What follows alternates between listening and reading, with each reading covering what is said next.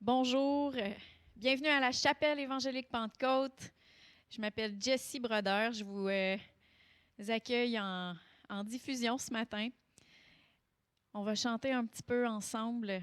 J'aimerais commencer par le chant de la bénédiction parce que je veux déclarer cette bénédiction sur vous, sur notre assemblée. Et si vous la chantez avec moi, déclarez-la sur votre famille. Et si vous êtes d'accord et que vous recevez cette bénédiction-là, chantez Amen, ainsi soit-il, pour la recevoir dans votre vie.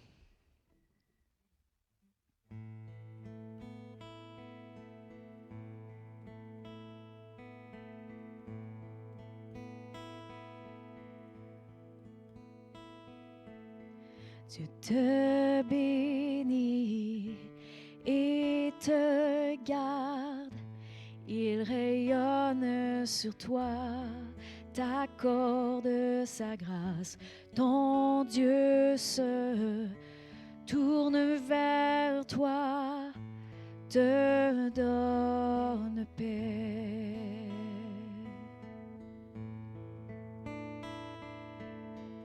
Dieu te bénit et te garde. Il rayonne sur toi, t'accorde sa grâce. Ton Dieu se tourne vers toi, te donne paix.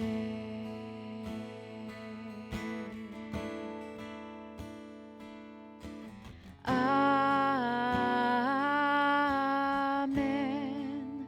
Amen. Amen.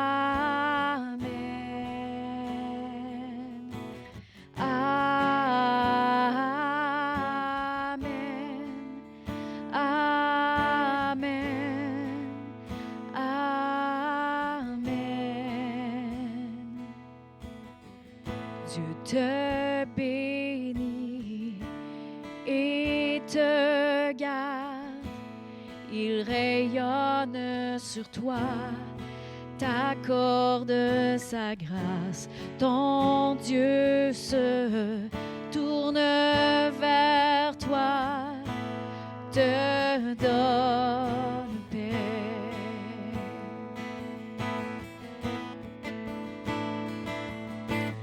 Amen. Amen.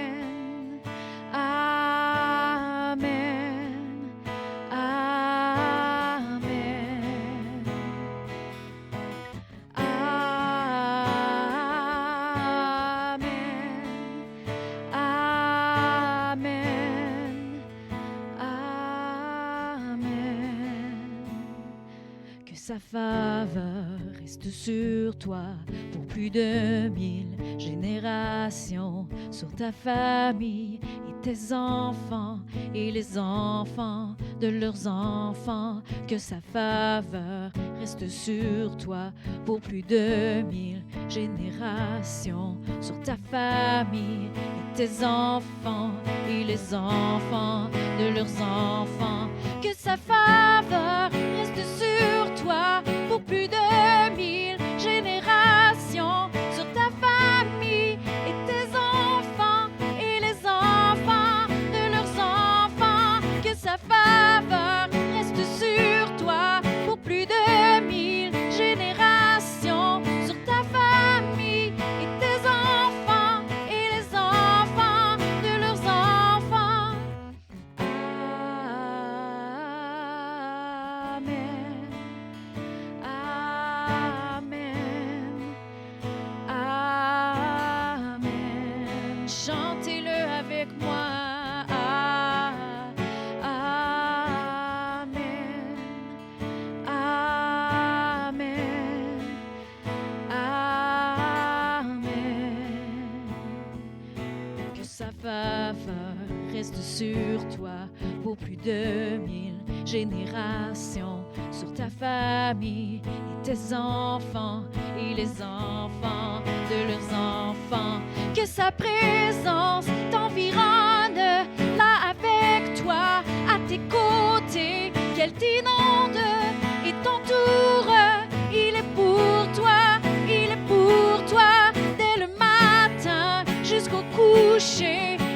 chaque pas, veillant sur toi dans les larmes et dans la joie.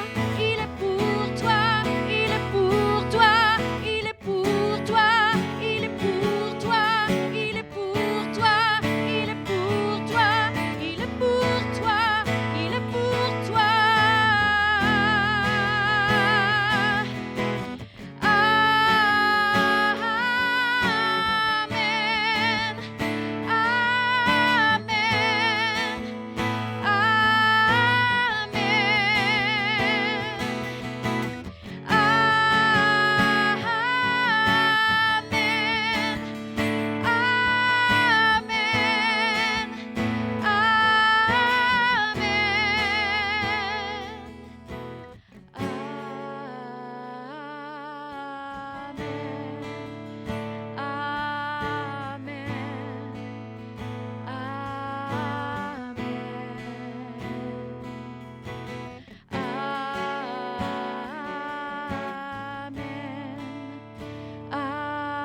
Amen, amen,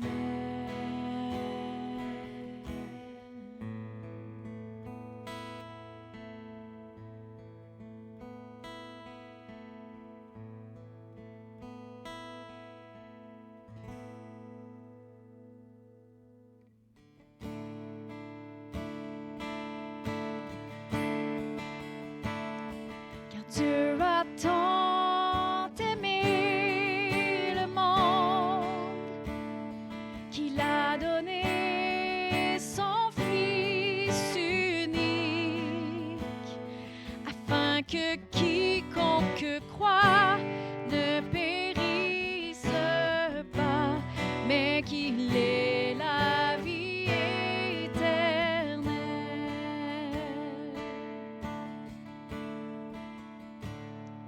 Je regarde à la croix, je regarde à Jésus seul, car son amour m'a restauré, son amour m'a libéré, car Dieu a tant aimé le monde qu'il a donné son Fils unique, afin que quiconque croit ne périsse pas, mais qu'il ait la vie éternelle.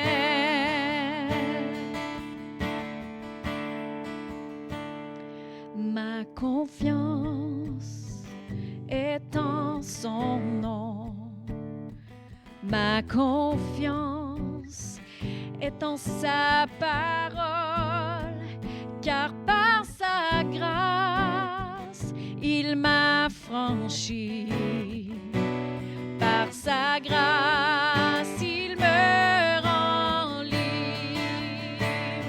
car Dieu a tant aimé le monde qu'il a donné son Fils unique,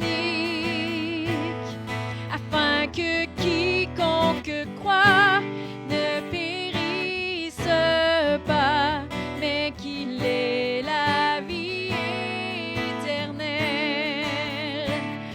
car Dieu a tant aimé le monde qu'il a donné son Fils unique, afin que quiconque croit ne périsse pas, mais qu'il ait la vie éternelle.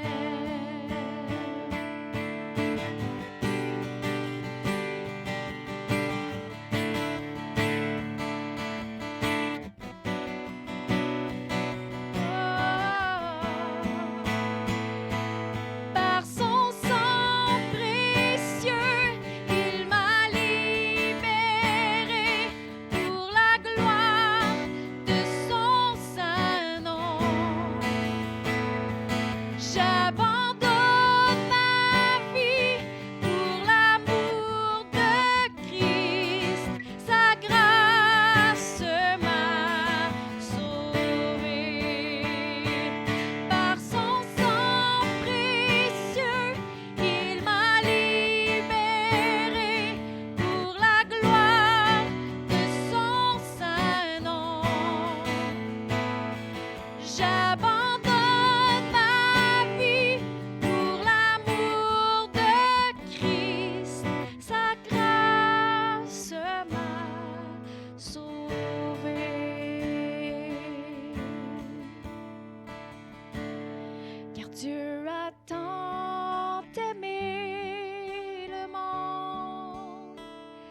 qu'il a donné son Fils unique, afin que quiconque croit ne périsse pas, mais qu'il ait la vie éternelle, mais qu'il ait la vie éternelle.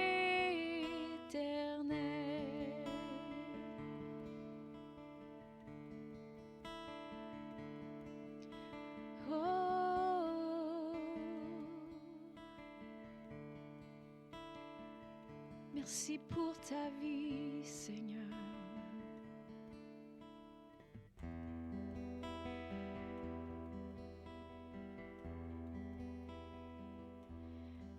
Et le prochain chant, j'aimerais qu'on le chante comme un chant de consécration. Pas comme un chant de condamnation, mais tout simplement comme une consécration à Dieu.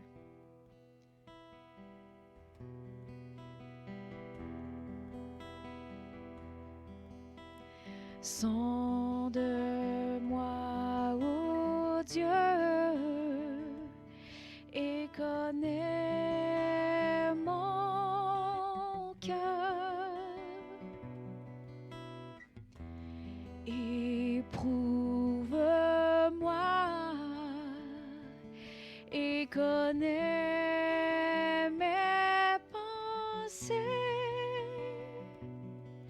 Regarde si je suis sur une mauvaise voie et conduis-moi sur la voie de l'éternité.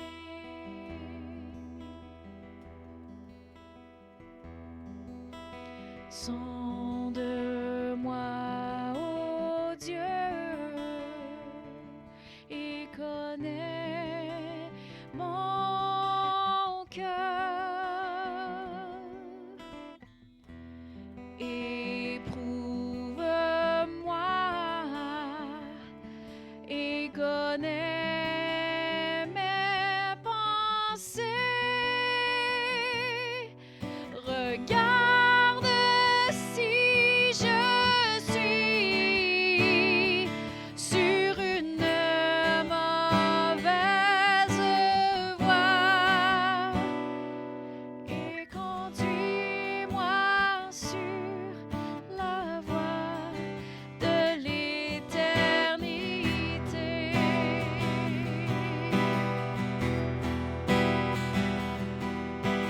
Sonde-moi, ô Dieu, et connais mon cœur.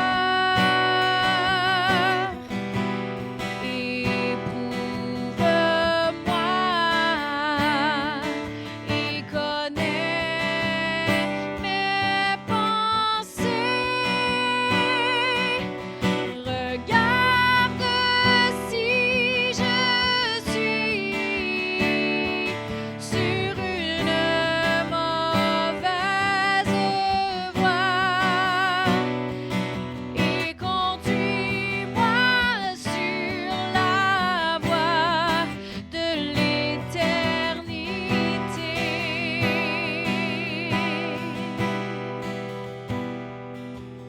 Regarde si je suis sur une mauvaise voie et conduis-moi sur la voie de l'éternité.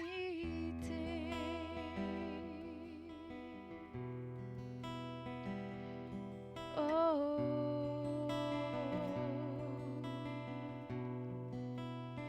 de l'éternité. Oui, je te suivrai sur ta voie étroite de l'éternité. merci pour ta vie éternelle. Dès maintenant,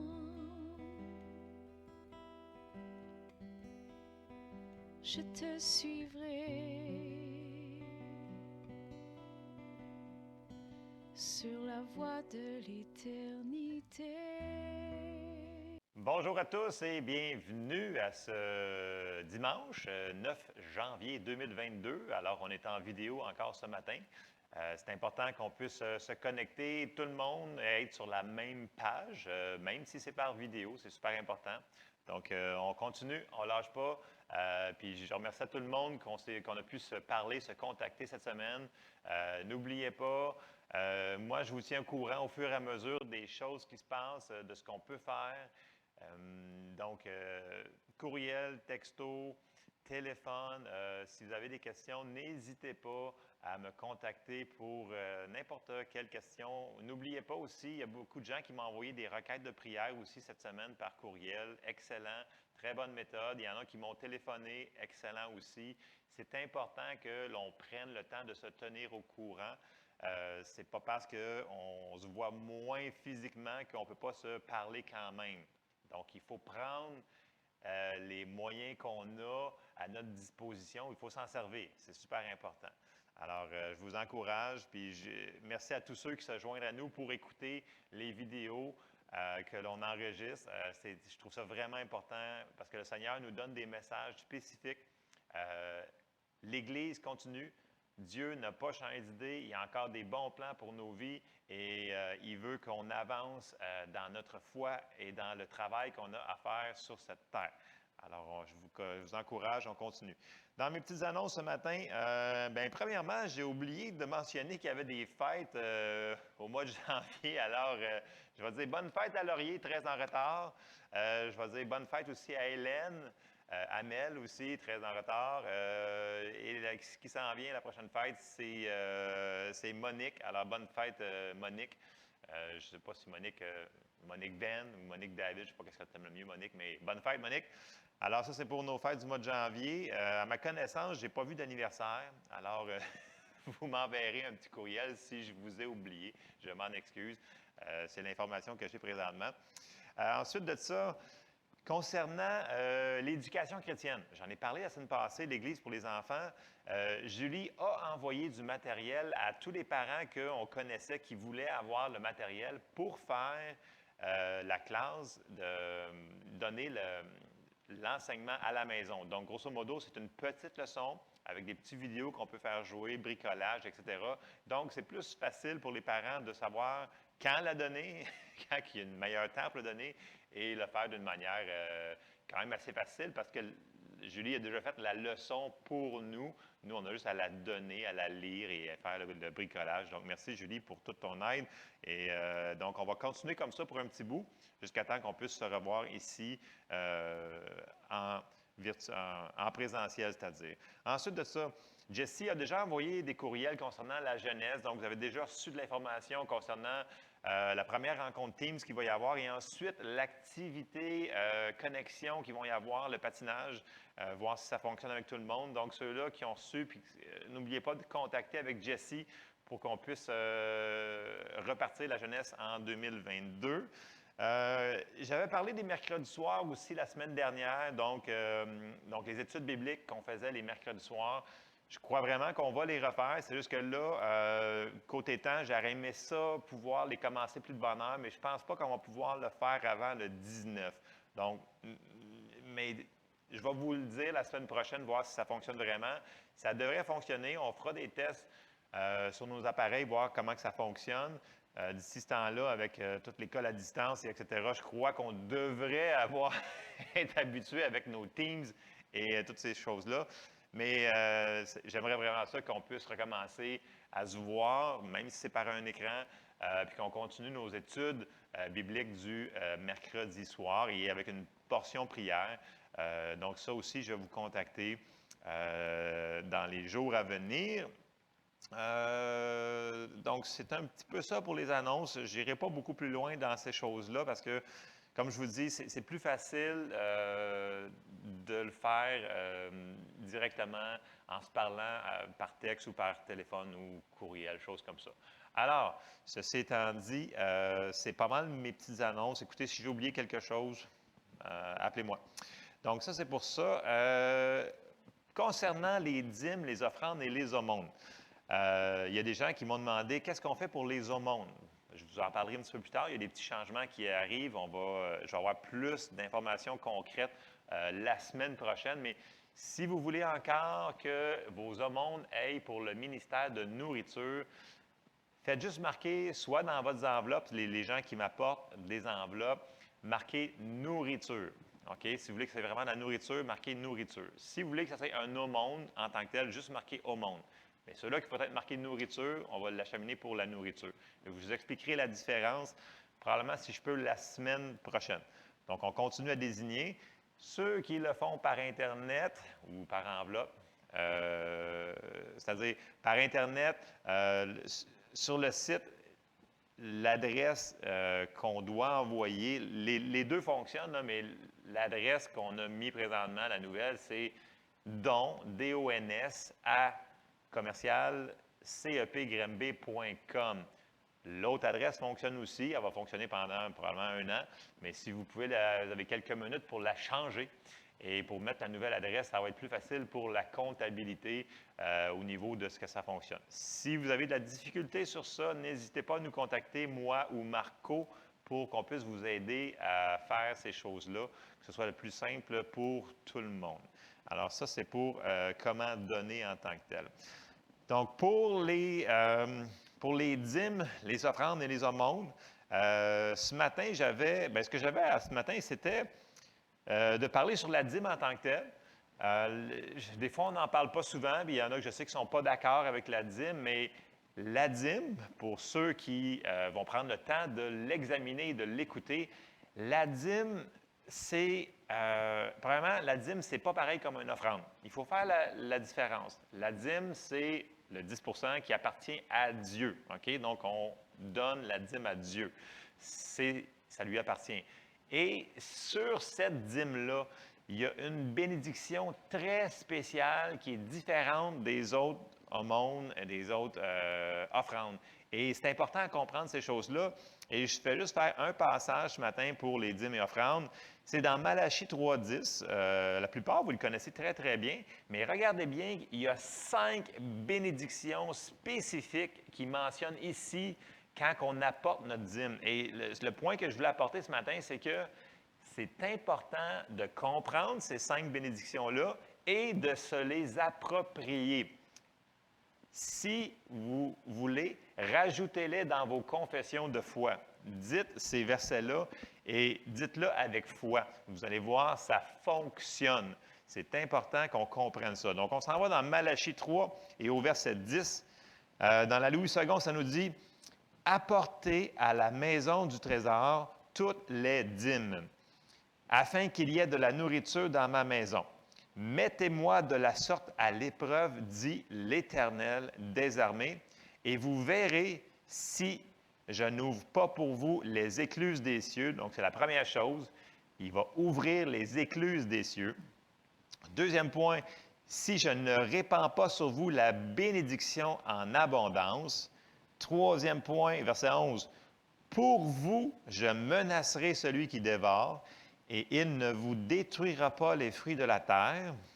Quatrième bénédiction, et la vigne ne sera pas stérile dans vos campagnes, dit l'Éternel des armées. Et cinquième bénédiction, au verset 12, toutes les nations vous diront heureux, car vous serez un pays de délices, dit l'Éternel des armées. Et là, donc, c'est 5 bénédictions très spécifiques qui nous appartiennent quand on donne notre dîme. C'est à nous. Je l'ai sorti dans la Bible du Sommeur. Il y a certains mots qui sont là. C'est le fun de la manière qu'ils l'ont traduit. Malachie 3.10 dans la Bible du Sommeur, ça nous dit « Apportez donc vos dîmes dans leur totalité au trésor du temple pour qu'il y ait des vivres dans ma demeure. De cette façon-là, mettez-moi à l'épreuve, déclare l'Éternel, le Seigneur des armées célestes. Alors vous verrez bien si, de mon côté, je n'ouvre pas pour vous les écluses des cieux et ne vous comble pas avec surabondance de ma bénédiction. Surabondance de ma bénédiction. Ça, c'est gros, ça, c'est énorme. Verset 11. Pour vous, je réprimerai l'insecte qui dévore. Il ne détruira plus les produits de vos terres. Et vos vignes dans vos campagnes ne manqueront plus de donner leurs fruits, déclare l'Éternel, le Seigneur des armées célestes. Et tous les autres peuples vous diront bienheureux, car vous serez alors un pays de délices, déclare l'Éternel, le Seigneur des armées. Puis, je fais une petite parenthèse sur la 5e bénédiction, c'est que dans le sens que toutes les nations, tous les pays vont nous dire qu'on est bien heureux. Les peuples vont dire qu'on est bien heureux. Pourquoi? Parce qu'on est béni et ça se voit, ça, sur les personnes. Et ça devient un témoignage parce que souvent, nos actions parlent plus fort que nos paroles. Et quand les gens voient quelque chose comme ça, puis ils voient la bénédiction sur les gens, ils font « Wow, ils sont spéciaux. On pourrait peut-être au moins écouter ce qu'ils ont à nous dire. » Donc, ça fait comme un témoignage juste en étant dans la bénédiction. Alors, c'était pour les versets que j'avais ce matin pour les dîmes et offrandes et aumônes. Alors, merci à tous ceux de continuer à semer dans le royaume de Dieu. N'oubliez pas, on va récolter abondamment. Amen. Donc, c'était pour mes petites annonces et nos dîmes et offrandes. Alors, avant que j'aille plus loin, je vais ouvrir en prière pour qu'on comprenne ce matin ce que le Seigneur veut dire à nos cœurs. Seigneur Dieu Tout-Puissant, on te remercie pour ta parole ce matin. On te demande d'ouvrir les yeux de nos cœurs, Seigneur, qu'on puisse comprendre ta parole dans nos cœurs avec plus grande révélation, Seigneur. Parle-nous, dirige-nous, qu'on puisse le mettre en pratique et qu'on ne soit pas des auditeurs oublieux dans le nom de Jésus. Amen. Amen. Alors, ce matin, le titre de mon message, j'ai mis « En entendant ». Ça me dit « En entendant ». Oui, en entendant. Et je ne sais pas si vous, ça vous a déjà arrivé, mais avez-vous déjà parlé à quelqu'un, puis la personne, elle vous écoute, mais elle n'a pas entendu ce que vous avez dit? Ou vice-versa.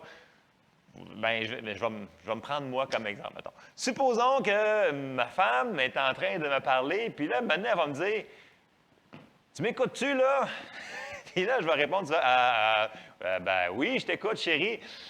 Mais des fois, ça arrive qu'elle me parle, puis des fois, je vais partir sur d'autres choses dans ma tête. Et en réalité, je l'entends, mes oreilles entendent ce qu'elle me dit. Est-ce que je l'écoute vraiment? Des fois, non. Alors, je m'excuse, chérie, des fois, si je fais ça. Mais je m'en viens meilleur. Hein? Donc, je suis sûr, je suis le seul qui fait ça, d'ailleurs. Mais c'est important, lorsqu'on écoute, qu'on entende ce qui se passe en même temps. Puis, souvenez-vous que, laissez pas ça être trop simple ce matin, là. Je sais qu'on va aller sur des fondations, mais les fondations, c'est sur ça qu'on se tient et c'est comme ça qu'on devient inébranlable. Jésus il avait dit, faites attention à la manière dont vous allez écouter. Puis à plusieurs reprises, il leur dit, ils ont des oreilles pour vous entendre, mais ils n'entendent pas ce que je leur dis. Mais pourtant, tout le monde que Jésus leur parlait, il y avait des oreilles sur le bord de leur tête. Mais pourquoi qu'ils n'entendaient pas?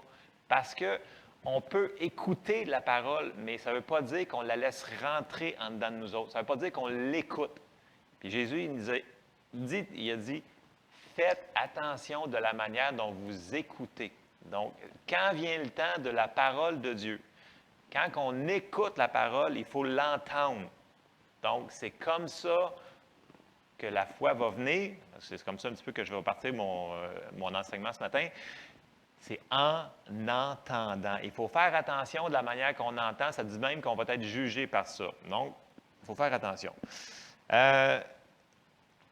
Donc, on va aller dans la parole et on va regarder, parce que je veux qu'on retourne ce matin, c'est une fondation sur la foi. Donc, la foi, on va partir sur, il faut l'entendre. Et j'aime bien la définition de la foi que notre frère Eugene May donne constamment.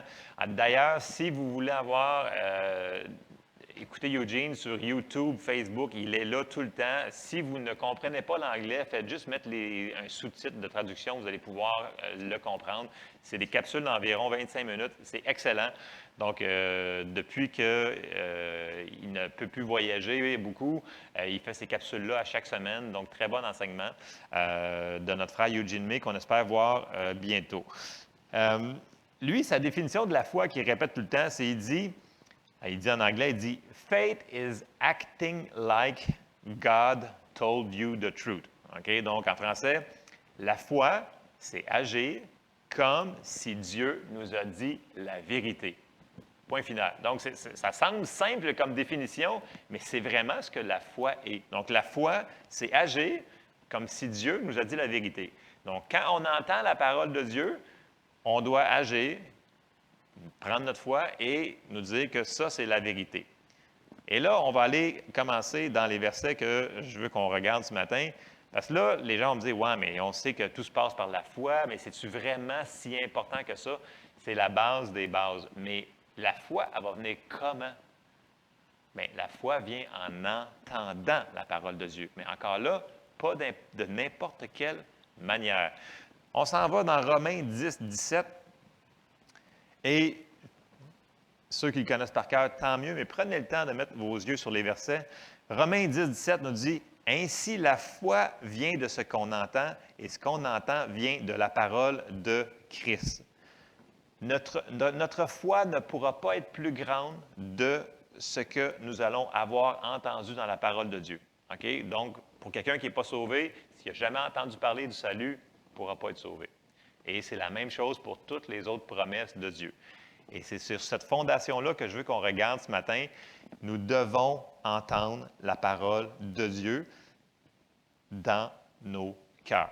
Okay? Il ne faut pas juste la prendre et dire « d'accord, je pense que je suis d'accord dans ma tête avec ça ». Non, il faut la croire. Donc, il faut vraiment l'écouter attentivement. Et là, je m'en vais dans... Parce que vous savez, on commence sur le salut parce que c'est le plus grand des miracles qu'on peut avoir, c'est d'être sauvé. Et si le principe de foi fonctionne, et je le répète souvent, pour le salut, ça fonctionne pour toutes les autres bénédictions. C'est le même processus, c'est par la foi. Et si on s'en va dans Éphésiens 2, au verset 8, ça nous dit « Car c'est par la grâce que vous vous êtes sauvés, par le moyen de la foi. Et cela ne vient pas de vous, c'est le don de Dieu. » Donc, Paul il dit dans Éphésiens que oui, c'est par la grâce, donc on ne l'a pas mérité, c'est Dieu qui nous l'a donné, mais c'est par le moyen de la foi, même si c'est gratuit, il faut aller le prendre, le recevoir. Donc, concernant la foi pour le salut, la première chose, c'est de savoir que le prix a déjà été payé pour tous ceux qui vont décider de croire, peu importe quand, comment, mais ceux-là qui vont croire, mais on va aller voir, on va relire nos versets de base sur le salut, et vous allez voir qu'il y a toujours un mot qui va revenir dedans. On s'en va dans Romains 10, et donc Romains chapitre 10, et au verset 8. Puis là, ça nous dit, « Que dit-elle donc? La parole est près de toi, dans ta bouche et dans ton cœur. » Il faut que la parole se rende jusqu'à notre cœur. Si elle reste dans notre tête, elle ne fonctionnera pas. La foi dans la tête ne fonctionnera pas. Il faut qu'elle descende dans le cœur. Puis je fais une parenthèse, il y a des gens qui ont la foi dans leur cœur, puis même s'il y a des doutes dans leur tête, ce n'est pas grave. Si la parole a descendu jusque dans nos cœurs, notre foi va fonctionner. Mais l'inverse ne fonctionnera pas.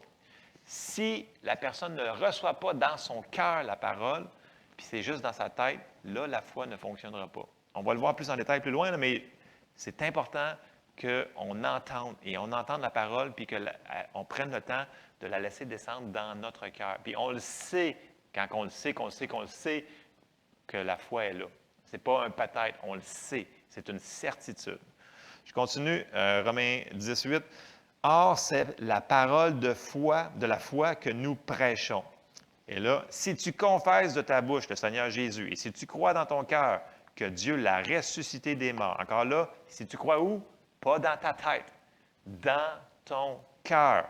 Que Dieu l'a ressuscité des morts, tu seras sauvé. car c'est en croyant du cœur. Encore là, il n'a pas dit le mot tête.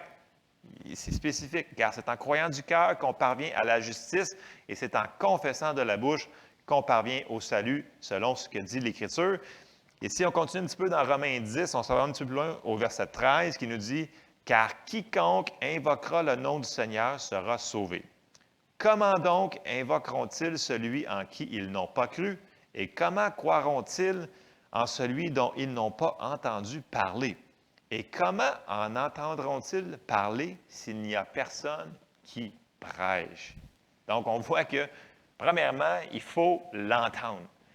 Deuxièmement, quand on l'entend, il faut la laisser descendre dans notre cœur et non juste la laisser mijoter dans notre tête. OK? C'est un processus qui se passe. Bon, une fois qu'on a cru de notre cœur, on l'a confessé de notre bouche, on a reçu la promesse qui nous a été donnée, prêchée.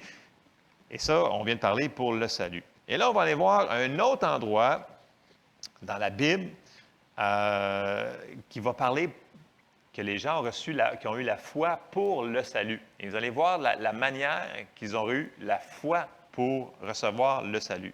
Et là, on va aller dans le récit du centenier Corneille avec Pierre et sa vision. Donc, je vais commencer dans Actes 10, et là, je vais probablement condenser beaucoup de chapitres et de versets pour faire l'essence de l'histoire et qu'on aille vraiment comprendre ce que je veux vous partager ce matin. Donc, je commence dans Actes 10 et au verset 1 qui nous dit « Il y avait à Césarée un homme nommé Corneille, centenier dans la cohorte dite italienne. Cet homme était pieux et craignait Dieu avec toute sa maison. Il faisait beaucoup d'aumônes au peuple et priait Dieu continuellement. » Donc, ce n'était pas un homme ordinaire. Il cherchait, c'était un homme bon. OK? Et ça plaît aux yeux de Dieu, quelqu'un qui aime le peuple de Dieu, qui leur donne des bonnes choses. Ça nous dit que c'est un homme qui aidait la nation d'Israël. Verset 3. Vers la 9e heure du jour, il vit clairement dans une vision un ange de Dieu qui entra chez lui et qui lui dit « Corneille !» Les regards fixés sur lui et saisi d'effroi, il répondit « Qu'est-ce, Seigneur? » Et l'ange lui dit « Tes prières et tes aumônes sont montées devant Dieu, il s'en est souvenu. Envoie maintenant des hommes à Joppé et fais venir Simon, surnommé Pierre. Il est logé chez un certain Simon, courroyeur, dont la maison est près de la mer. » Dès que l'ange qui lui avait parlé fut parti, Corneille appela 2 de ses serviteurs et un soldat pieux d'entre ceux qui étaient attachés à sa personne. Et après leur avoir tout raconté, il les envoya à Joppé. Là, j'arrête ici. Premièrement, là, on voit que Dieu s'est souvenu des aumônes puis des prières qu'il faisait, même s'il n'était pas sauvé. Imaginez-vous, nous qui sommes sauvés, si Dieu ne se souvient pas de nos aumônes et de nos prières.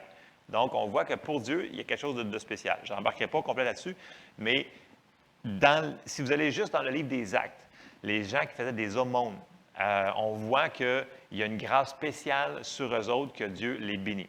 Et ça, vous pouvez aller le vérifier par vous autres-mêmes, mais ce n'est pas ça que je veux parler ce matin. Et l'autre chose qui est importante, là, on voit que, oui, Dieu se sert encore aujourd'hui des anges pour nous aider. Par contre, je fais une parenthèse aussi, l'ange n'a pas pu annoncer l'Évangile de Dieu. Il lui a dit comment aller chercher la manière pour aller recevoir quelque chose de très spécial qu'on va voir bientôt, mais il n'a pas annoncé le salut en tant que tel. OK? Donc, Dieu se sert des anges, pas mal plus qu'on le voit, j'en suis certain. Combien de fois qu'on est protégé par les anges, mais aussi combien de fois qu'ils nous apportent des réponses sans qu'on le voit, mais ils sont là pareil. Donc, on ne cherche pas le spectaculaire, mais on sait que les anges, ils sont à notre service. C'est ce que la parole de Dieu nous enseigne. Je ferme la parenthèse. Et là, bien entendu, là, il envoie ses serviteurs, ses soldats. Puis pendant ce temps-là, qu'ils s'en vont, bien, Pierre, lui, il veut manger. Puis là, il tombe en extase, en transe. Puis là, il voit la nappe qui descend. Puis là, grosso modo, Dieu est en train de lui enseigner à lui et aux Juifs, qu'il va expliquer par après, que de ne pas dire que les païens sont impurs quand Jésus est mort pour les Juifs et les non-Juifs. Donc, il est en train de changer sa théologie, parce que c'est important des fois que Dieu change notre théologie, parce qu'il faut des fois qu'on change vraiment des choses qu'on croit depuis toujours. Donc, il est en train d'expliquer ça à Pierre, et quand ça finit, sa vision-là, les gens y arrivent, puis là, il demande à Pierre de venir, il lui explique la situation, que Corneille a vu un ange, puis là, qu'il faut qu'il vienne absolument lui expliquer quelque chose. Ils ne savent pas c'est quoi encore eux autres là. Et là, on arrive un petit peu plus loin, puis là, Pierre, il va rentrer chez Corneille, ce qu'un Juif n'avait pas le droit de faire. Et là, il va commencer à annoncer la parole de Dieu, puis il va dire Jésus, puis il va dire ce qui est arrivé à Jésus, qui a été crucifié, qui est mort, les Juifs, ils l'ont tué, puis qui est ressuscité pour le salut de tous les hommes qui croient. Et là, ça nous dit, dès qu'il a eu fini de prononcer cette parole-là, le Saint-Esprit est tombé sur tous ceux-là que Corneille avait invités, ça dit ses amis proches, ses amis intimes, sa famille qui était là dans la pièce, il y avait beaucoup de gens. Le Saint-Esprit est tombé sur eux autres, et ils ont tous commencé à prier en langue, ils ont été baptisés du Saint-Esprit à ce moment-là. Mais pourquoi ils ont été baptisés du Saint-Esprit? Parce qu'ils ont été sauvés juste avant en entendant quelque chose. Et ils ont entendu, bien entendu, la parole de Dieu. C'est ce que l'ange lui a dit d'aller chercher. Et si on avance un petit peu plus loin, quand Pierre est en train d'expliquer à ses confrères juifs qui ne sont pas contents au début que les païens que Pierre a été prêché à des païens, là, Pierre, quand il se défend, il dit, écoute, j'ai eu une tranche, j'ai vu ci, j'ai vu ça, j'ai été ci, j'ai été ça. Puis là, on arrive à Acte 11, pour condenser l'histoire. Acte 11 et au verset 13, puis là, il dit, « Cet homme nous raconta comment il avait vu dans sa maison l'ange se présentant à lui et disant, « Envoie à Joppé et fais venir Simon, surnommé Pierre. » C'est ça qu'il avait dit. Qui te dira des choses, la plupart des traductions ici, qui te dira des paroles par lesquelles tu seras sauvé, toi et toute ta maison. Donc, l'ange, il a dit, tu dois entendre des paroles que ce monsieur-là, qui s'appelle Pierre, qui va te dire. Et Pierre, quand il a prêché la bonne nouvelle de l'Évangile, c'est là qu'ils ont reçu la foi pour être sauvés.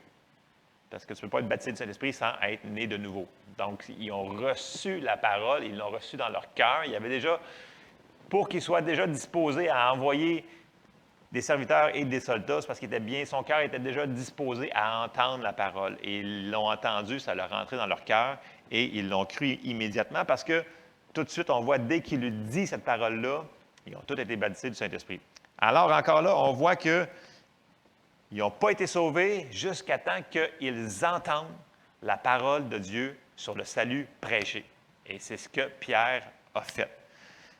Donc, la foi pour le salut vient en entendant sur le salut. C'est assez simple, mais c'est la base. Et comme je disais tantôt, c'est la même chose pour les autres bénédictions qu'on a dans nos vies. Donc, le Seigneur, il est mort pour beaucoup plus que notre salut. Je vais le dire comme ça pour commencer, là, je vais l'expliquer un petit peu plus loin. Mais notre salut, c'est plus que juste d'aller au ciel. C'est la vie éternelle, c'est la bénédiction, la prospérité, c'est tout. Je vais vous faire un petit mot tantôt, là, puis vous allez comprendre ce que je veux dire. Donc, là, on parle du salut. Là, on va aller faire un petit croche par la guérison. Donc, la foi pour la guérison vient comment? Bien, en entendant la parole de Dieu sur la guérison. C'est comme ça que ça fonctionne. Et là, on va aller voir Paul et Barnabas, le récit qui s'en vont dans la ville de Lystre. Et si on avance un petit peu dans Actes, on avance dans Actes 14, et si on s'en va au verset 7, là, ça nous dit, Actes 14 et au verset 7, « Et ils annoncèrent la bonne nouvelle. » La bonne nouvelle, là, elle ne doit pas être pareille que la bonne nouvelle que tout le monde, on a tendance à entendre. Parce que ça comprend beaucoup plus de choses que le salut. Ça comprend plein de choses. Là, je me devance, mais c'est important de comprendre que la bonne nouvelle, c'est l'Évangile, c'est la bonne nouvelle, mais je me devance, je m'excuse. Je vais continuer à lire. Verset 7. Et ils y annoncèrent la bonne nouvelle. Verset 8. À Lystre se tenait assis un homme impotent des pieds, boiteux de naissance et qui n'avait jamais marché. Il écoutait parler Paul. Et c'est là qu'est la différence. Il écoutait parler Paul.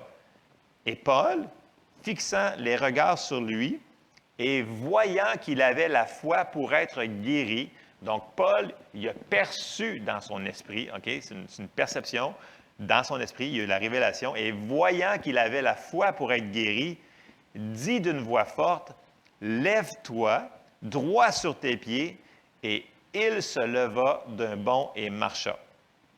Alors là, si on lit rapidement, on a tendance à dire, « Wow, Paul a guéri cet homme-là. » Mais ce n'est pas ça qui s'est passé. Ce qui s'est passé, on va le décapiter un petit peu, là. Décapiter. Excusez, on va le diviser un petit peu. Premièrement, Paul, il a fait 3 choses. OK? Il a prêché la bonne nouvelle. Donc, il a prêché l'Évangile. Puis dans son Évangile, ça veut dire que Jésus il est mort aussi pour nos péchés, mais il a aussi porté nos maladies, nos souffrances. Donc, il a prêché le salut, donc ce que je vais appeler ce matin le plein Évangile. OK? C'est la première chose qu'il a faite. Deuxième chose, il a perçu dans son esprit que l'homme avait la foi pour être guéri. Troisième chose qu'il a faite, il a dit à l'homme de se lever et marcher. Il n'y a aucune autre chose qui nous dit que s'il avait imposé les mains, ça serait marqué.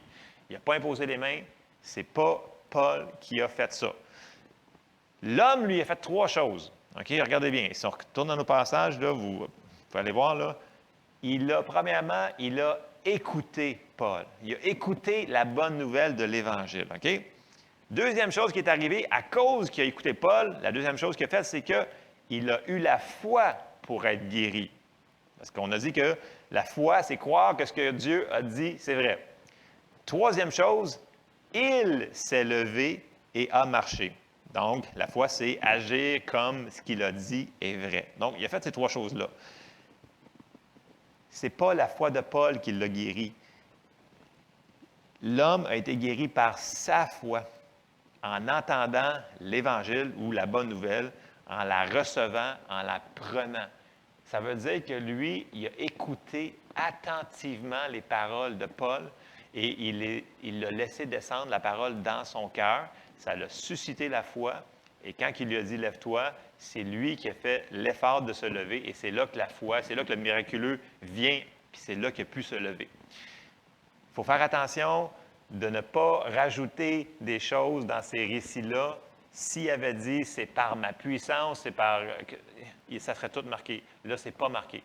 Ça dit « c'est la foi de l'homme qui l'a guéri ». Voyant qu'il avait la foi pour être guéri. C'est tout ce que Paul a perçu, c'est ça. OK? Ça, c'est pour ce récit-là.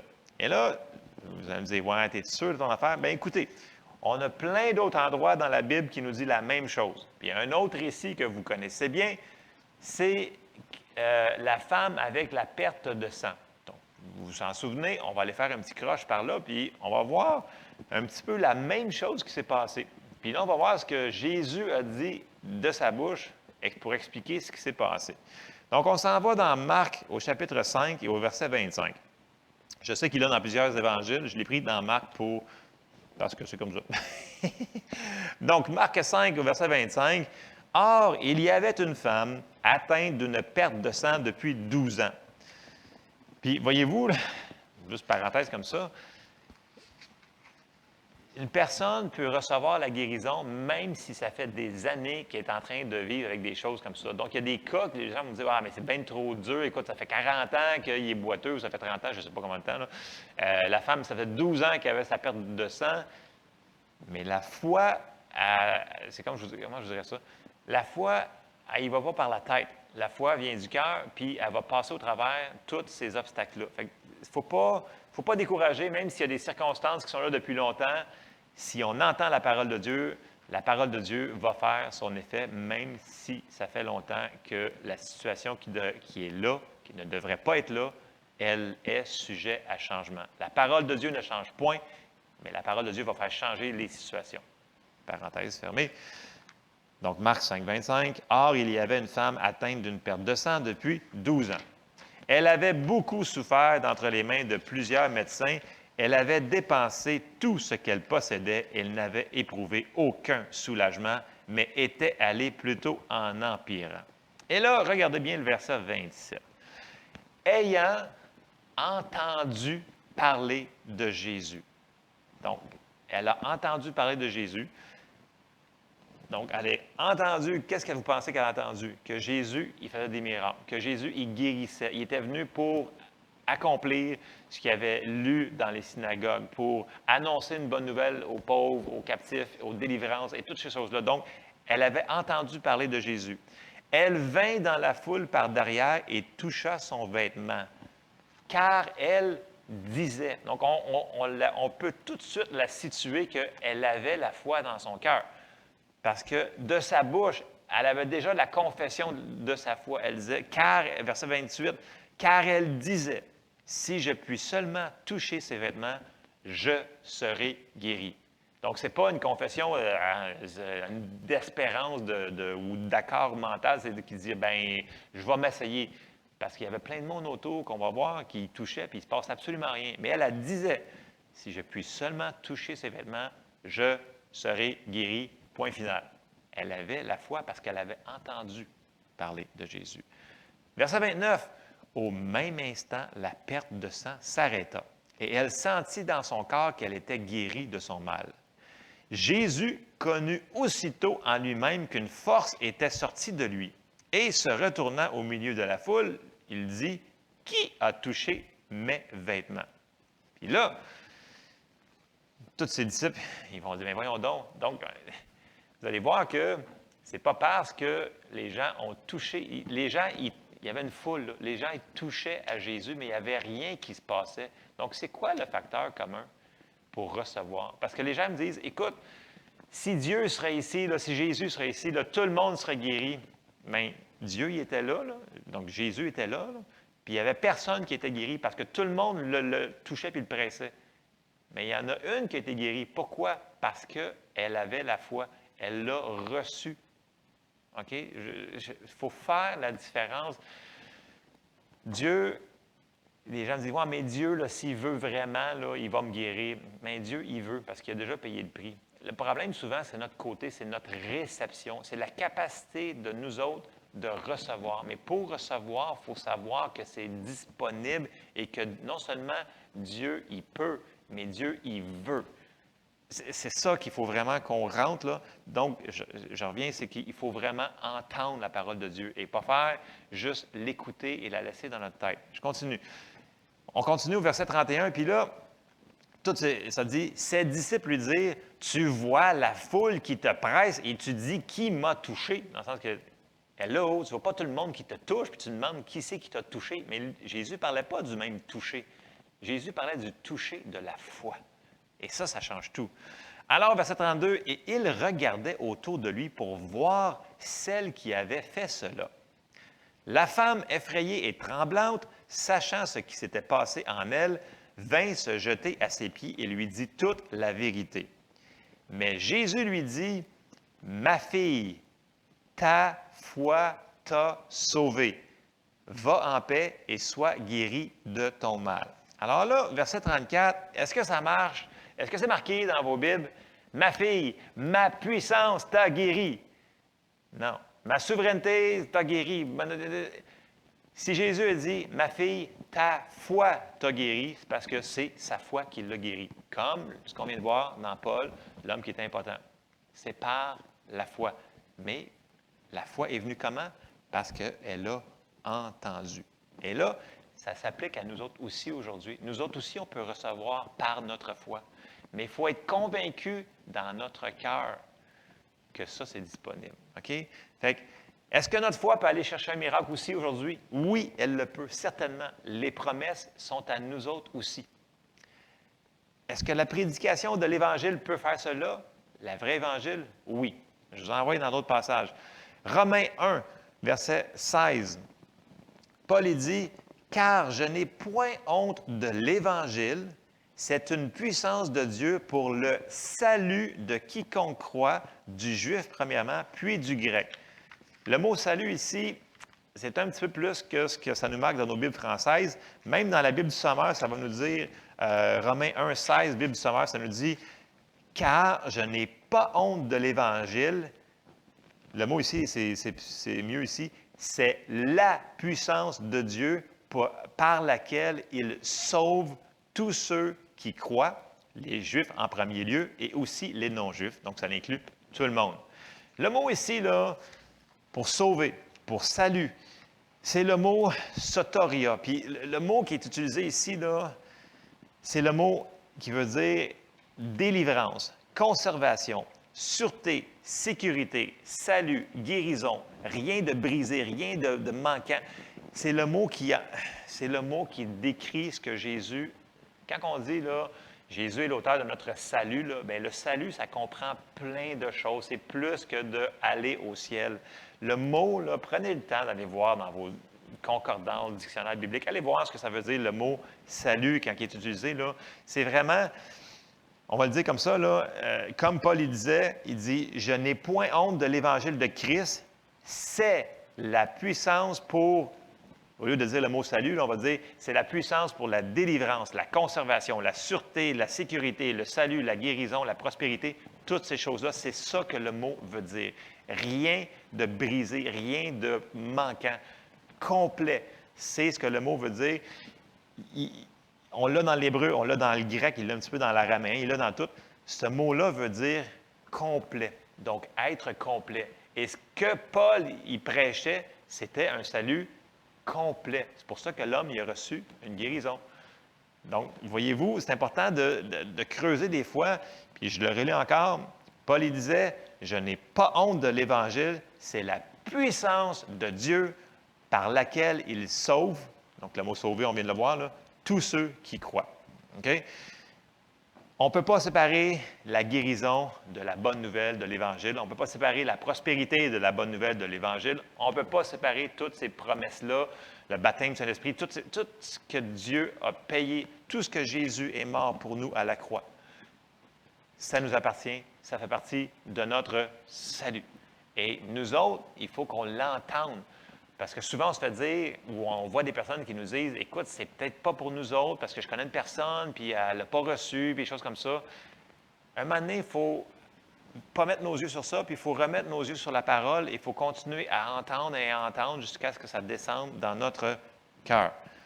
Et c'est important parce que si on ne fait pas ça, si on ne prend pas le temps d'écouter ce que je vais appeler ce matin le plein évangile, là, bien, il va nous manquer des morceaux. Donc, notre foi ne pourra pas aller le chercher. Okay? Dieu n'ira pas à l'encontre, même si c'est payé, même si le prix est payé, puis je le répète tellement souvent, j'ai dit, Dieu, il ne veut pas qu'aucune personne périsse. Mais il y a des gens qui vont périr aujourd'hui parce qu'ils refusent de croire ou qui n'ont pas entendu la bonne nouvelle que Jésus a payé le prix pour qu'ils soient sauvés. OK? Mais c'est la même chose pour nous autres. Si on n'entend pas qu'on a été racheté pour qu'on ait la guérison, qu'on soit prospère, qu'on soit baptisé du Saint-Esprit, qu'on ait toutes les bonnes choses que Dieu a pourvues pour nous, bien, on n'en profitera pas parce que Dieu, il ne pourra pas... Dieu va faire des choses pour faire des signes, j'en suis d'accord avec ça, que Dieu va faire des choses souverainement à l'occasion, mais c'est la meilleure manière de recevoir pour nous autres, c'est par notre foi à nous autres.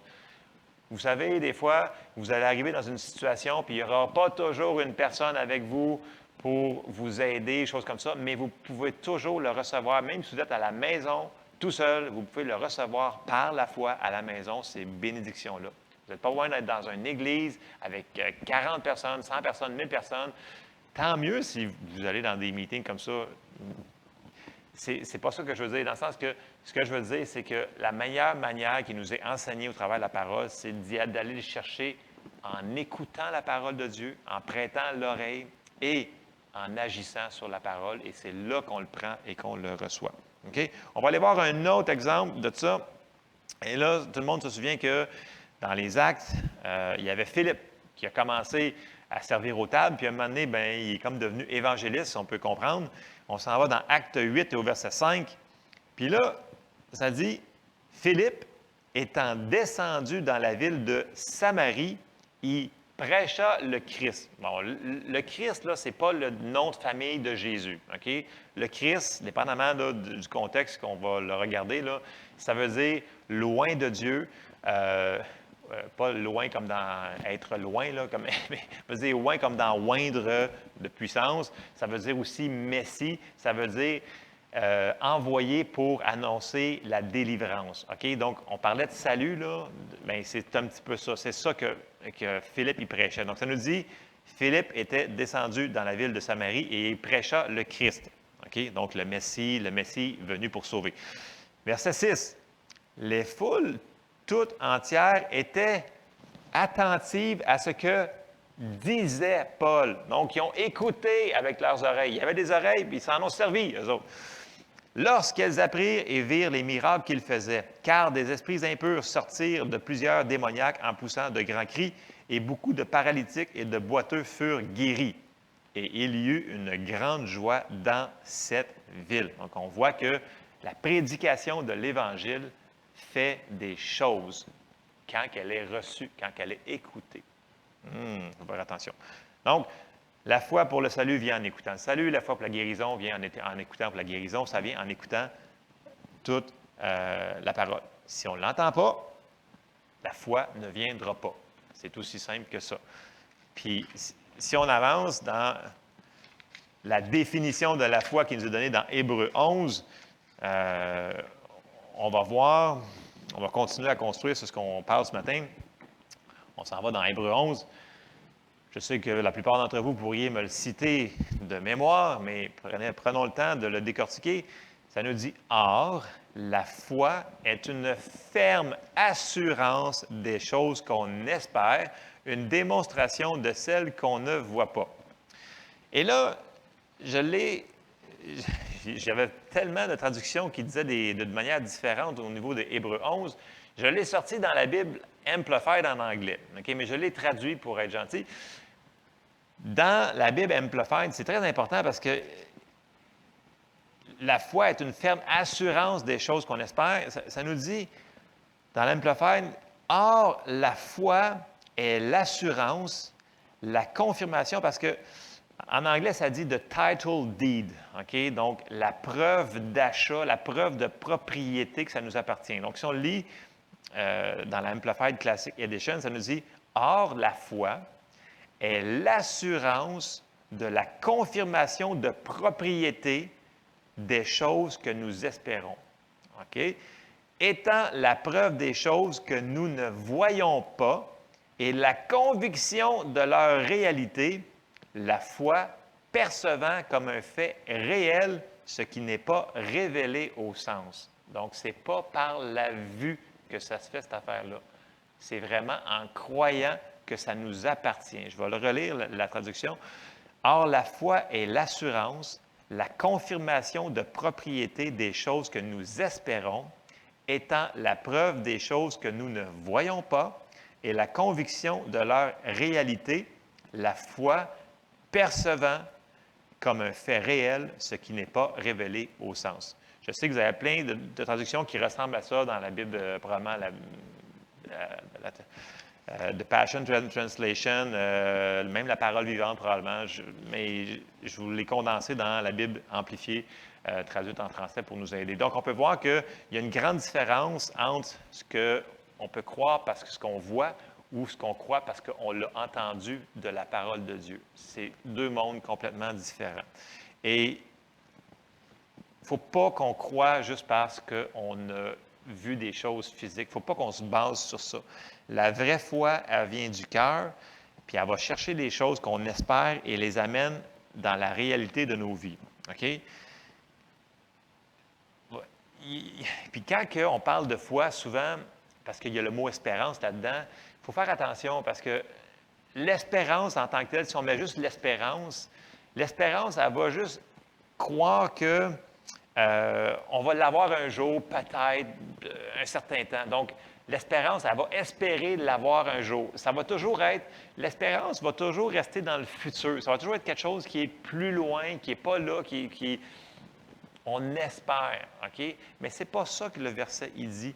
Ça nous dit que c'est par la foi. Puis la foi, elle va le dire concrètement autrement. La foi va dire, je le prends, je l'ai maintenant, je l'ai reçu, j'ai le titre de propriété, j'ai la confirmation de propriété que cette chose-là m'appartient parce que je l'ai entendu dans la parole de Dieu. Et ça change tout. Parce que la foi, l'espérance va dire, exemple, je n'ai pas la force de faire telle chose. La foi, elle va dire, il est où le passage qui a rapport à la force, mettons?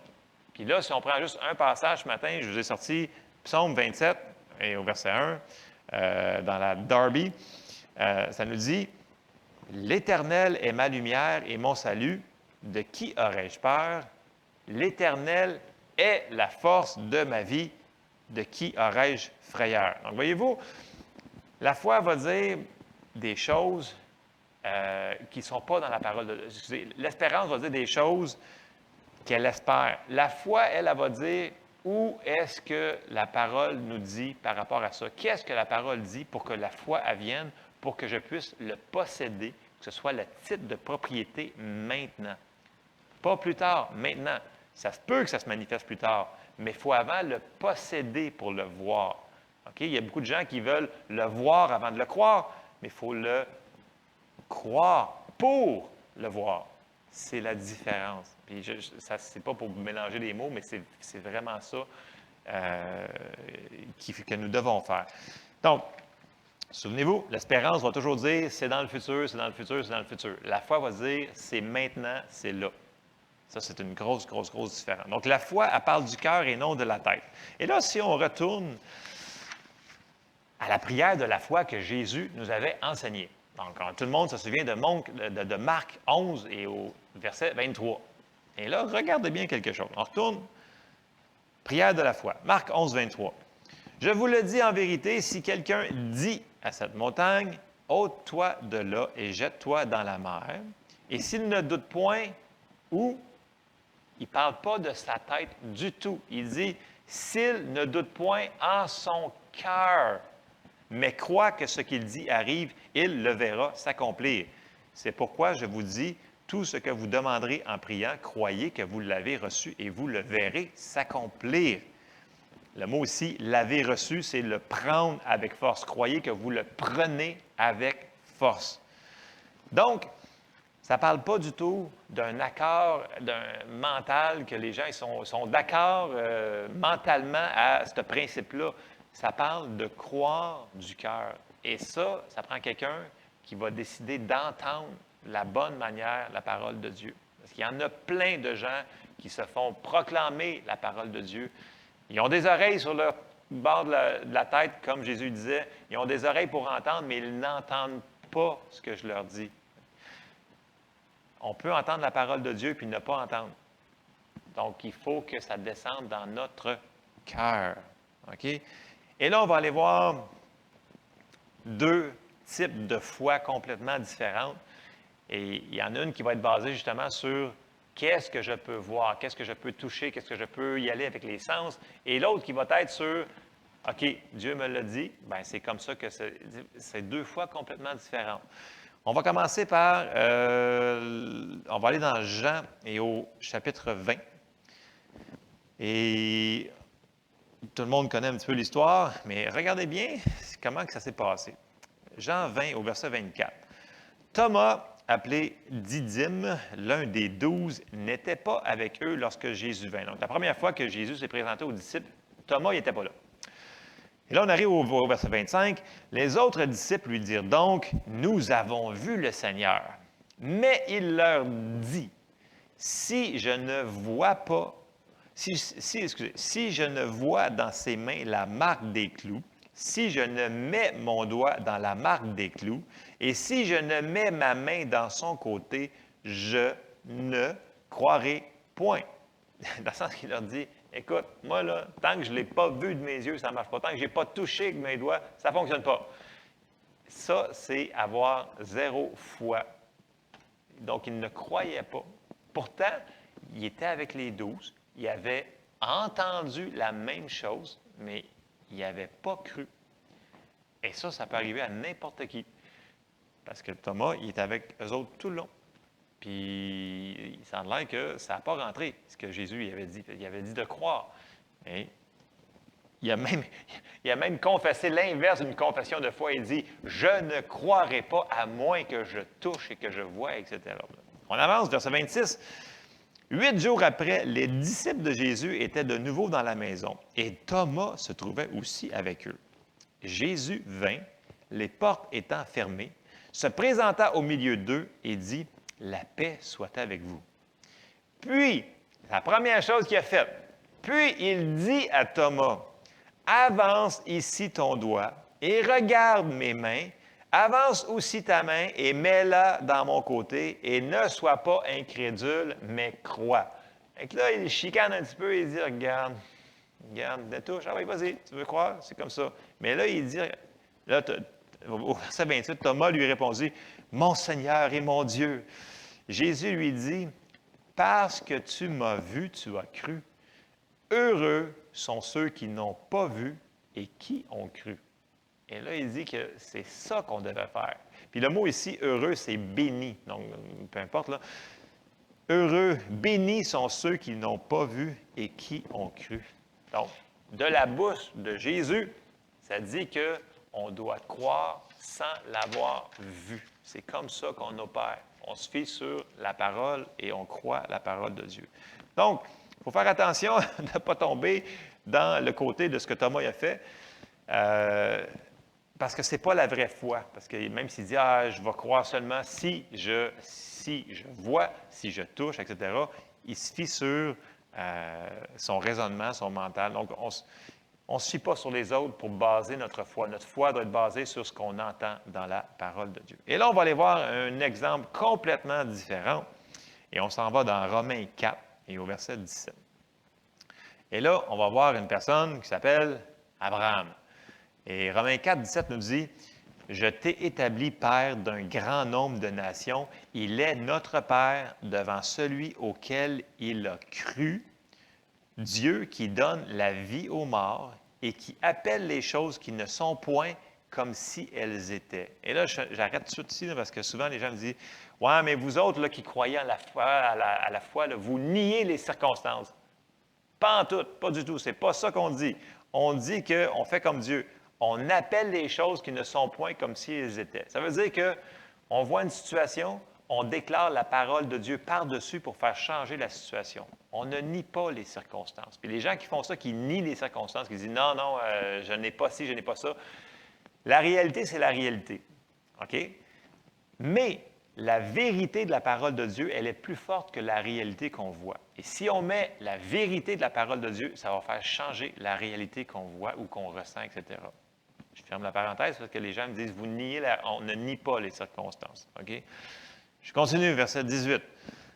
Espérant contre toute espérance, il crut, en sorte qu'il devint père d'un grand nombre de nations, selon ce qui lui avait été dit, telle sera ta postérité. Et, sans faiblir dans la foi, il ne considéra point que son corps était déjà usé, puisqu'il avait près de 100 ans, et que Sarah n'était plus en état d'avoir des enfants. Il ne douta point par incrédulité au sujet de la promesse de Dieu, mais il fut fortifié par la foi, donnant gloire à Dieu, et ayant la pleine conviction que ce qu'il promet, il peut aussi l'accomplir. Donc, on voit qu'Abraham, malgré tout, que c'était impossible, il a décidé de croire quand même. Puis si on revient dans notre définition de base qu'on avait dit au début, la foi, c'est agir comme si Dieu nous a dit la vérité. C'est ce qu'Abraham a fait. Et Abraham a reçu des miracles. Donc, il y a eu Isaac, il y a eu plein de choses que Dieu lui avait promis. Il a reçu parce qu'il a cru. Puis Abraham, qu'est-ce qu'il a fait aussi? C'est qu'il Il a protégé sa foi dans le sens qu'il n'a pas considéré les circonstances. Il ne les a pas niées. Il ne les a pas considérées ou exaltées par-dessus la parole que Dieu avait dit. OK? Ce n'est pas la même chose que de nier les circonstances. Là. De ne pas considérer, c'est de mettre nos yeux. Puis je sais que des fois, il y a des gens qui vont dire « Ouais, mais tu ne comprends pas, la situation est dure, ça fait mal. Comment tu fais pour ne pas considérer quelque chose que tu as mal dans ton corps ou une situation qui te fait de la peine dans ton cœur? » La situation va être là. Je ne vous dis pas qu'on va nier la situation, mais il va falloir qu'on trouve une manière de fixer nos yeux sur la parole de Dieu. Puis des fois, ça ne sera pas facile parce qu'il y a des situations que ça fait longtemps qu'ils sont là. Des fois, on est fatigué d'avoir eu ces situations-là. Mais Dieu nous a donné des outils. Puis si on demande de l'aide à Dieu, il va nous aider à se concentrer sur sa promesse. Puis je vais terminer avec 2 passages ce matin. La semaine passée, j'avais parlé vraiment sur Philippiens 4, 6, 7. Je vais retourner brièvement sur ça aussi, qui nous dit, on avait parlé, ne vous inquiétez de rien, mais en toute chose, faites connaître vos besoins à Dieu et là, il nous dit la clé, par des prières, des supplications et des actions de grâce. Et la paix de Dieu qui surpasse toute intelligence gardera vos cœurs et vos pensées en Jésus-Christ. Dans le sens que même dans une situation qui est super dure, parce que des fois, il y a des circonstances qui ne seront pas faciles, mais même dans ces circonstances-là, Paul il nous dit, regarde, priez, faites des supplications, puis après ça, tombez en mode action de grâce. Puis, si ça ne sera pas faisable, si c'est impossible à faire, ça veut dire que Dieu nous dirait de faire quelque chose qui c'est injuste à faire, mais Dieu n'est pas injuste. Dieu, il nous aime, puis Dieu, il veut nous aider. Donc, ce qu'il nous demande de faire, ça veut dire qu'on est capable de le faire. Et si on le fait vraiment, ce que la parole nous dit de faire au niveau de ces choses-là, ça va changer nos yeux, puis ça va nous amener vers la victoire.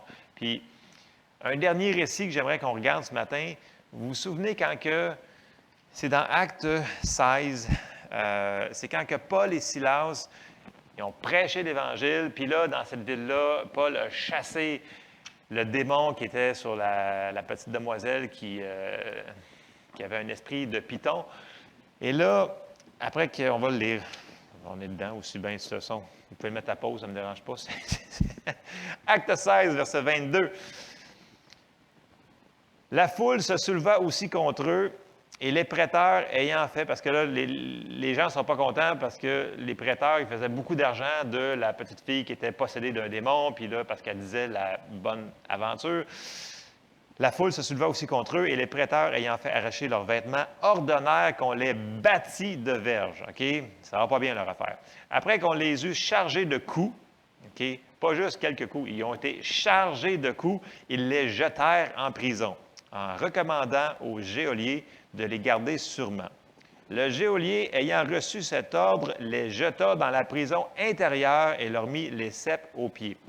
Fait que là, ils sont en prison pour avoir fait quelque chose qu'ils ont juste écouté Dieu de faire. Ils ont prêché la bonne nouvelle, ils ont chassé un démon et ils se retrouvent dans une situation ils se sont fait battre, ils ont mal, je suis sûr que ça doit saigner, ça doit y avoir des bleus, et ils sont mis dans une prison, la prison intérieure, celle qui est le plus creux, qui fait le plus noir, qui doit puer le plus, et ils sont pris dans cette situation-là. Et là, il y avait tout, dans le naturel, l'occasion pour se mettre à chialer et à dire « Seigneur, tu vois, on t'a servi », puis là, on se retrouve dans un trou. Mais voyez-vous, il semblait qu'eux autres, ils avaient entendu la parole, puis il y avait d'autres choses dans leur cœur, puis ils disaient « Regarde bien ce qu'on va faire, on va sortir d'ici. » Et qu'est-ce qu'ils ont fait? On le retrouve au verset 25. Vers le milieu de la nuit, Paul et Silas priaient et chantaient les louanges de Dieu, et les prisonniers les entendaient. Donc, ce n'était pas à voix basse, là. OK? Fait que c'était à voix haute. Ils priaient et chantaient les louanges de Dieu, et les prisonniers les entendaient. Donc, dans leur plus creux là, de leur situation, de leur vie, dans leur plus noir du noir, dans leur plus douloureux de douloureux, ils ont décidé de louer Dieu et de prier Dieu. Et là, on voit le résultat, verset 26. Tout à coup, il se fit un grand tremblement de terre, en sorte que les fondements de la prison furent ébranlés. Au même instant, toutes les portes s'ouvrirent et les liens de tous les prisonniers furent rompus. Voyez-vous, quand c'est un tremblement de terre de Dieu, quand c'est de Dieu, Ça ne détruit pas, ça délivre. C'est la réflexion sur ça. Verset 27, le geôlier se réveilla et lorsqu'il vit les portes de la prison ouvertes, il tira son épée et allait se tuer, pensant que les prisonniers s'étaient enfuis. Mais Paul cria d'une voix forte, « Ne te fais point de mal, nous sommes tous ici. » Alors le geôlier, ayant demandé de la lumière, entra précipitamment et se jeta tout tremblant aux pieds de Paul et de Silas. Il les fit sortir et dit, « Seigneur, que faut-il que je fasse pour être sauvé? » Paul et Silas répondirent, « Crois au Seigneur Jésus et tu seras sauvé, toi et ta famille. » Donc, on peut voir que ce que l'ennemi avait mis de la pression pour que cela arrive pour leur destruction, bien, Dieu a tout tourné ça pour amener le salut dans une famille au complet et dans cette ville au complet-là, parce qu'on peut voir qu'il y a eu une église qui s'est fondée dans cette ville-là. Donc, quand on vit une situation qui n'est pas le fun, je vous encourage, ce n'est pas le temps de lâcher, OK? C'est le temps de remercier Dieu pour ce qu'il fait, de commencer par les petites choses banales. Merci Seigneur parce que ça va bien. Merci parce que tu m'aimes. Merci. Là, plus qu'on commence là, à louer Dieu, à remercier Dieu, plus que c'est comme contaminant. C'est comme, puis si vous êtes avec une autre personne qui fait la même chose que vous allez voir, c'est amplifié, c'est multiplié. Donc, lâchez pas. Même si ça fait longtemps que ça dure la situation, même si ça fait mal, continuez, mettez vos yeux sur la parole de Dieu. OK? Prenons le temps, ce matin, là, prenons le temps d'entendre jusqu'à la parole, elle tombe dans notre cœur et notre foi va nous faire apporter le miracle, la victoire, ce qu'on est en train de croire, peu importe comment de temps. Donc, c'est important de mettre nos yeux au bon endroit. C'est important qu'on entende la parole de Dieu et la laisser descendre dans notre cœur. Je sais que je suis redondant, mais on n'a pas le choix. C'est comme ça que la foi fonctionne. Je sais que c'est des fondements. Peut-être que la semaine prochaine, il y aura une suite à ça parce qu'on est vraiment dans les fondements. Mais si on fait juste faire ce qu'on a vu ce matin, on va voir des résultats. Alors, je vous encourage, prenez le temps cette semaine d'aller vérifier, prenez le temps de lire votre Bible, d'écouter des enseignements, de louer le Seigneur. Ça se fait à la maison, aucun problème. OK? Donc, je vous encourage, faites-le et on va voir des résultats. Alors, je termine en prière. Seigneur, je te remercie pour ta parole, Seigneur, que tu nous as envoyée, Seigneur. Merci pour ta parole qui est la bonne nouvelle que tu nous veux guérir, Seigneur, sauver, Seigneur, avec rien qui nous manque, Seigneur. Merci, Seigneur, parce que tu pourvois à tous nos besoins selon ta richesse avec gloire en Jésus-Christ. Seigneur, aide-nous à avoir des oreilles qui entendent, puis aide-nous à avoir des cœurs tendres pour recevoir cette parole et la garder, la protéger dans notre cœur, Seigneur. Que l'on puisse être des gens qui mettent ta parole en pratique. Seigneur, je te prie pour chaque personne qui écoute ça, que ça devienne révélation dans nos cœurs, dans le nom de Jésus. Amen. Alors, c'était le message que j'avais pour vous ce matin. Alors, je vous aime. Soyez bénis. On se voit pour une autre capsule bientôt et on se tient au courant pour les autres nouvelles. Soyez bénis.